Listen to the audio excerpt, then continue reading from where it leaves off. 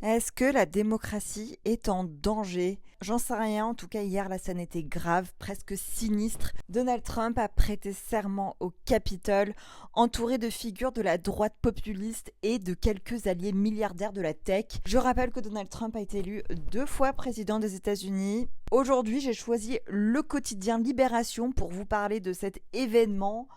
Libé a publié un article un peu mordant sur cette investiture. On voit ça ensemble juste avant que je fasse la sieste. Trump n'a jamais fait dans la demi-mesure, ça c'est bien connu. Libération nous raconte des promesses à la limite du surréalisme. Il dit souhaiter vouloir reprendre le canal de Panama. Et puis c'est la Chine qui fait fonctionner le canal de Panama. Nous allons le reprendre. Renommer le golfe du Mexique en golfe de l'Amérique. Dans peu de temps, nous allons bientôt changer le nom. Ce ne sera plus le golfe du Mexique, mais le golfe d'Amérique. Et même conquérir Mars. Nous mettrons en œuvre notre destinée manifeste et permettront de planter notre drapeau sur la planète Mars. Derrière ces déclarations, il y a une logique. Trump ne s'adresse pas à tous les Américains, non, il s'adresse à ses supporters et seulement à eux. Il leur promet un âge d'or qui ne brille que pour un camp. Et mes chers concitoyens,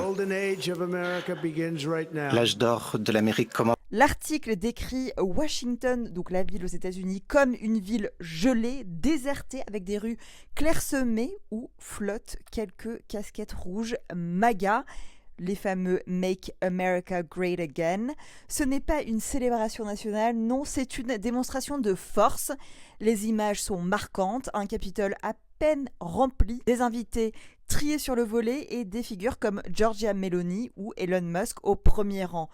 Tout est calculé pour envoyer un message. Trump, ce n'est pas qu'un président, c'est un leader mondial d'un mouvement populiste.